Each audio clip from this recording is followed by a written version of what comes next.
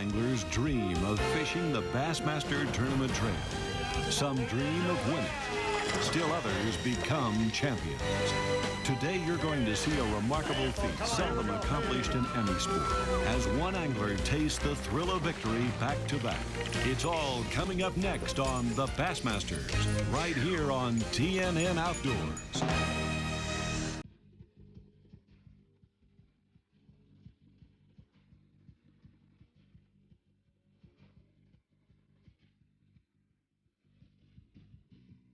Today, the Bassmaster Tournament Trail returns to the birthplace of the Bass Angler Sportsman Society, to the lake where it all began, Ross Barnett Reservoir in Jackson, Mississippi. That's right, folks. It's been nearly 30 years ago that I was in Jackson, Mississippi at the Ramada Inn, making plans for a fishing trip with my good buddy Don Norton. Well, it turned out that Don couldn't go fishing because of business, but he let me go with a buddy of his, Lloyd Lewis. We went to a nearby lake, and believe it or not, the weather was terrible, and we gave up after about 3 hours. Now, back in the Ramada Inn, after planning supper that night with Lloyd, I dried out, and the idea for the first professional bass fishing tournament popped in my head. So I went back to the Ramada Inn. We went to Creeshell's for supper. And he said, "You know what I was laying there in my motel room thinking about?" And I said, "No." He says, "Well, we have basketball tournaments and football tournaments, baseball tournaments." He said, "I think it's time we was having some bass tournaments." I said, "No, let's don't mess up these lakes for a whole bunch of bass fishermen." He said, "Well, what if we throw them all back?" And I said, "Well, now you might start people putting some Florida bass in these Mississippi lakes." He said, "You got it, you got it. As far as my part in it, all I did was eat oysters." This man did the rest of it. That was 30 years ago. Today, we're headed back to Ross Barnett, and fishing conditions are as tough now as they were then. When you get a wind like this, all your ledges out in the main lake are unfishable. You just can't get on these places and sit there and fish with a 20 or 25 mile an hour wind. So this time of the year, this is where you're going to catch most of your fish, on your ledges down in the main lake. You got some 3-foot rollers out there right now, and it's making it difficult to even get from takeoff a spot to up the river where you can fish a little bit. But the fish are just not up there because the water's so muddy. We got a few pockets up there that's holding a few fish, but that's where most of your fishermen are at. If everybody's just on top of each other right now. But this is a good lake. It's got a lot of good fish in it. Right now, you just can't get to where the fish are. But someone will always find and catch bass. Today, you're going to see a story of 3 generations of a bassin family, as Pete Pons takes up where his daddy left off and hopes to pass the tradition of bass fishing to his own son. Plus, we'll follow a hot young pro into the shallow flats of Ross Barnett Reservoir to get an up-close lesson on stump fishing. This is a show full of shallow water tips, so stay tuned. I'm Ray Scott. The Bassmasters will be right back.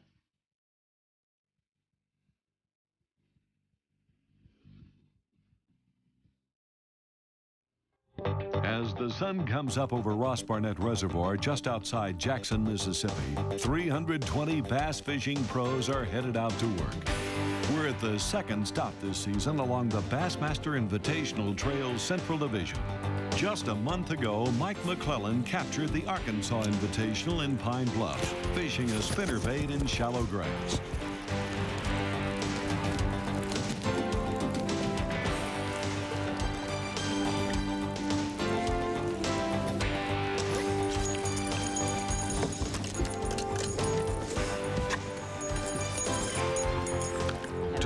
Mike's back to tackle this historic bass factory. 30 years ago, when Ray Scott first visited here, Ross Barnett had just been impounded and was one of the nation's top bass fishing spots. Today, all the standing timber that once lined the main river channel is gone, and prop-busting stumps are all that's left. But fishing ledges on the lower end is still a preferred winter pattern. Jim Butch is a local angler who knows this lake.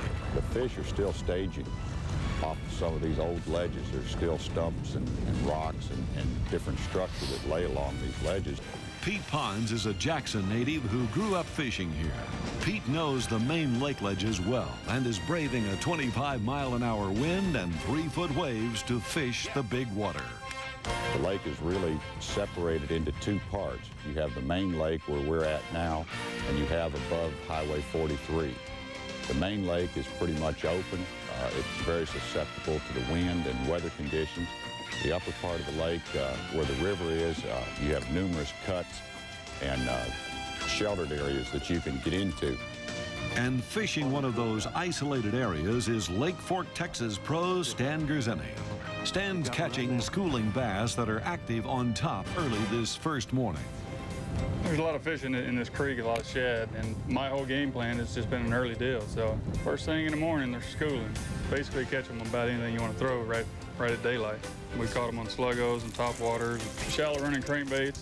What they're doing when they quit schooling, they're suspending. It's only 6 feet. They're sitting about 3 feet deep. Kind of a touchy deal. They want something small, something slow, something suspended. And if you can put all that in one little package, you're doing good.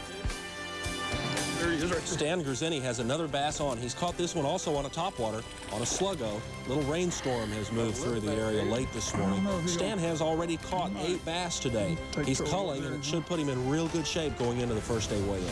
Folks, watch this, a new leader. 10 pounds, 8 ounces. Mark it, pick them up. Pick up 2 of the But that won't top the leaderboard today. Here's Pete Pons. And the weight. Pete has 11 pounds and 14 ounces. People, let's give him a big Pons welcome. So Pete Pons takes a 1 pound, 6 ounce lead over Stan Gerzeni and Darren Wolf on the Jersey's Activewear leaderboard. Fishing was so bad today that these 320 pros only caught a total of 253 bass weighing 459 pounds. Tournament leader Pete Pons is fishing ledges out on the main river channel at the lower end of Ross Barnett Reservoir. It's a stump bed out there. The stump bed's about 5 feet, and it drops off into about 15. And the fish are holding in the deeper water. As the weather warms in the afternoon, generally the fish will move up and feed. The wind's making it tough right now. Pretty good fish. Pete Pons is the 37-year-old son of old-time pro Bob Pons. This Bassin family helped put the sport on the map during those early years when Ray Scott was struggling to make tournament bass fishing a household name. Back then, Pete was just a boy, and many times Bob would leave him in the driveway wanting to go along. Bob says that was the single best thing he ever did to give his son a love for fishing. The main advice to give parents to get their children interested in fishing, don't make them go fishing, make them want to go fishing. Leave home and leave them in a sad way, maybe even crying a couple of times. That creates a big desire to fish. Leave a boy crying in the driveway while his daddy's going fishing? Sounds cruel, but did it work? I think he raised me to be a fisherman because he trained me in all the ways that would help me later on. And made me cast left-handed when I didn't want to cast left-handed. Boy, I remember standing out there throwing backlash and casting and casting and casting and never stopping. And I'm happy he did now because I think you need every advantage you can get in this, the way it is today, the way the pros are, man. I'm telling you, these guys are really good. I don't think it matters how old you are, you still want to make your father proud of you. And I think that's what's important in life is just to have goals, set them, and try to achieve them. Hey, I want to tell you something. And that's what I'm going to try to teach my son, Justin. This Bassmaster Mississippi Invitational is about to take a surprising turn. That's the and kind we'll of fish show you what we mean. Ross Barnett Reservoir, Winter Bassin, a 2-foot lake drawdown. Strong winds, muddy water, slow fishing. Not the time of year this lake shows its true colors. Pete Pons holds the top spot on the Jersey's Activewear leaderboard after 2 days of competition. But look at 12th place, 6 pounds, 5 ounces back, there's Mike McClelland, the young pro from Springdale, Arkansas, who, as we told you earlier, won last month's Arkansas Invitational. And he's about to do it again. All right, let me weigh this fish. He needs 11 pounds and 1 ounce to take the lead. Let's weigh him quick. 11-1 to take the lead. Watch it. Watch it. Folks, he did it. 13 pounds. 13 pounds, 3 ounces. That's it. There's your new leader. Mike just won himself a tournament. Mike, you did it. It's great, Ray. just have to say the good Lord was looking out for me. Mike McClelland vaults from 12th to the winner's circle to win back-to-back Bassmaster Invitational tournaments. That hasn't happened in over 12 years when Charlie Ingram won 2 consecutive invitationals during the 83-84 season. Stan Gerzini is second. Pete Pons drops to third, but still made his father proud. To find out how Mike McClelland put together this incredible performance, our Bassmasters TV camera crew took a ride in Mike's boat the next day to get a close-up look at the winning pattern. And we'll have his seminar on stumps next. Now it's time for Bass Mail, where you send in questions for the pros. Charles Johnson of Kansas City wants to know about the best kind of sunglasses for bass fishing. Well, Charles, to answer your question about sunglasses that fishermen use, the best glasses to use are polarized sunglasses. The reason for it, it blocks out all the glare. And when you're picking a sunglass, make sure you find one that has ultraviolet A, B, and C protection and is distortion-free. Because when you're trying to look at those fish underwater and trying to find different structure under the water and different cover that bass hide in, you want to make sure that you're looking directly at the place that you're going to find those fish and that you're going to cast to. Another thing that you want to make sure is that make sure that they light, that they're very comfortable on your head, because believe it or not, eye fatigue from your nose, it's just unbelievable how much that can deter while you're trying to concentrate on fishing. You're constantly pushing them glasses on there. Get a glass that fits good and snug and that you're comfortable with, and make sure when you get to the lake, pick out the right lens color for the lake that you're fishing on. The main thing to choose is if you're fishing in a stained to muddy water, I like a gray pair like you see on me. But if I'm going to be fishing clear water, say like at Lake Lanier where I can see 5 or 6, even 10 or 15 feet, I like to go to an amber lens. And the reason being, with amber, it gives you a color contrast. And basically what that means is that it helps to separate colors underneath. And bass generally try to blend into their environment, but they're not the exact color. With the amber lenses, it helps give you target separation to where you can identify the bass from the cover. And I hope that answers your question. Send your bassin questions to Bass Mail, P.O. Box 140430, Dallas, Texas 75214. We may read yours on the air. Mike McClelland, the 27-year-old pro from Springdale, Arkansas, and back-to-back Invitational Trail champion. Today, Mike's going to show us the winning pattern inside and out. Prop busters, huh? Yeah, there's a lot of big stumps out here, and like that one. that one there. A lot of them are unseen. You really just have to be careful and feel your way back through these flats to get to the areas that have a little deeper water. There's some little ditches and impressions in the flat that I feel like the fish use to get back into the areas that they're in. Some of the areas back here, there's 4 feet of water in, and it allows the fish some deep water access, and then I feel like they move up on the stumps to feed and also just to shelter themselves from the sun when it's real sunny and from the wind on days when the wind blows hard. Mike's fishing isolated stumps on the main lake, wide open to the wind. The wind has blown continuously now for 5 days. It's pushed not only the bait fish, but the fish have in turn followed the bait fish back here. And the bait fish make themselves a lot more visible on these sunny days. As the water warms, the bait fish start coming up on the surface. You can see them flickering around. And this time of year, whenever you can find shad that are active, you're most generally going to find fish that are feeding also. Wind usually is a big factor in making fish more aggressive, and they bite better in the wind. But the fact that these fish are buried down in the root systems of these stumps makes it tough to get their attention with any particular bait and draw them out to hit. Some of these root systems, like on this particular stump, there's actually roots that run out from this stump 15 feet.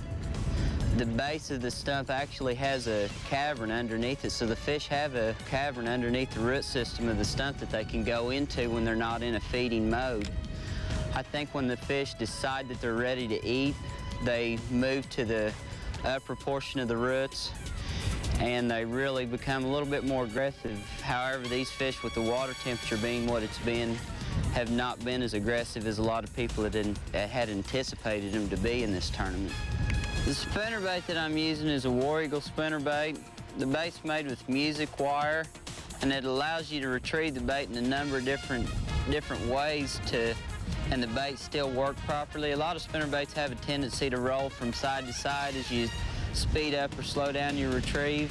When I first pull up to a stump, I normally make 2 or 3 casts and retrieve the bait relatively fast over the upper portion of the stump. After I've made a few casts and done that, I'll slow the bait down and actually try to work it down into the root systems of the stump. As I bring the bait through the stump root system, there's times that I actually will stop the bait as it hits a root and try to let it fall down over the root down into the little holes that the roots have in them. When I throw the bait, I'll retrieve it at one rate, stop, maybe even pop my rod a time or two. And you know, especially when you get the bait down into the cover, you can make the bait do things just by changing your retrieve. You can kind of kick your reel handle a time or two, and that'll make your skirt kind of flare in and out.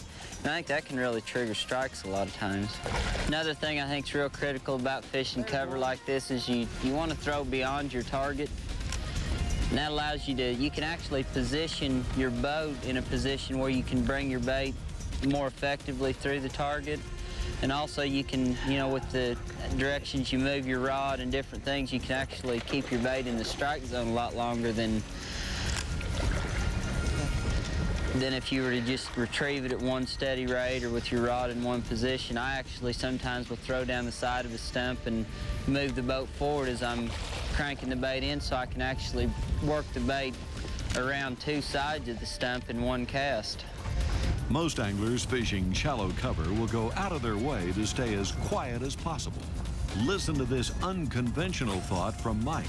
If you fish an area for a little bit and the fish quit biting, that you can actually go up into the area and make a little noise, bump into a few of the stumps, and it'll move the fish around and get them in a position where they'll bite again in, say, 15, 20, or 30 minutes. Mike says wind direction is also a big factor. I've always felt like that fish will feed in the direction that wind is bringing the bait fish to them.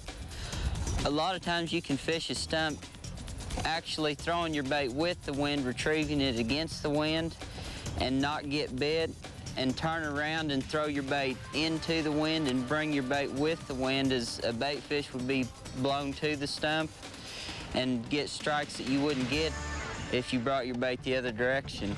Like any successful pro angler, Mike McClelland is a student. He spends a lot of time studying different ways bass behave and figuring out how to catch them. There's a lot of guys that I've fished with that when they find something like this and they catch fish, they really never investigate what's there.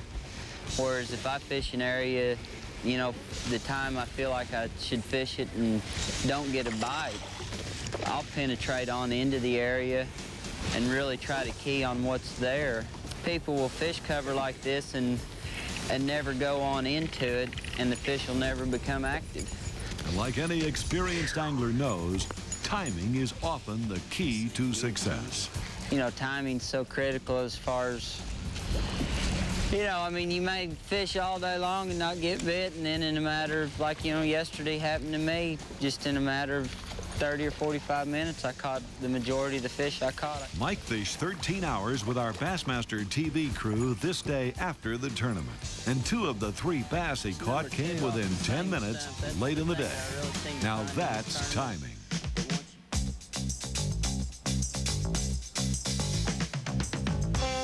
Now it's time for the Pros Pointer, brought to you by Wrangler Rugged Wear, geared for the outdoors.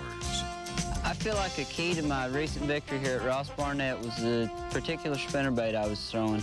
It's a War Eagle spinnerbait made in Springdale, Arkansas.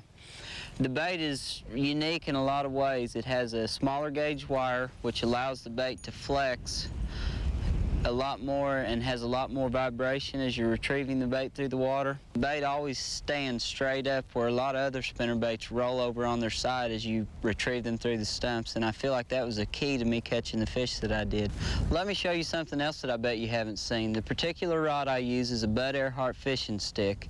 It's a round wrap design, and the guides actually wrap around the rod as they go toward the tip. The benefits of this rod is that it allows for no line friction as the rod's loaded up when you catch a fish.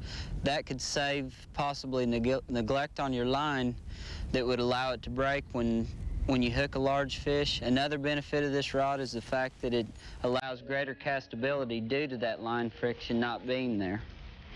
The combination of these two things put together has allowed me to win 2 recent BASS Invitational tournaments.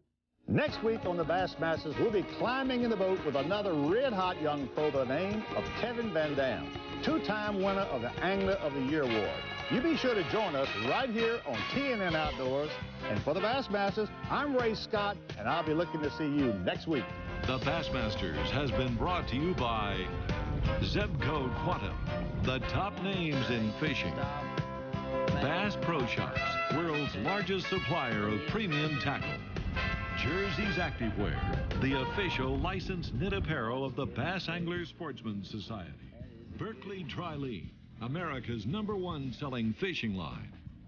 Chevy Trucks, the most dependable, longest-lasting trucks on the road. Evinrude Outboards, leading the way. Ranger Boats, still building legends one at a time. Lowrance, setting the course in marine electronics.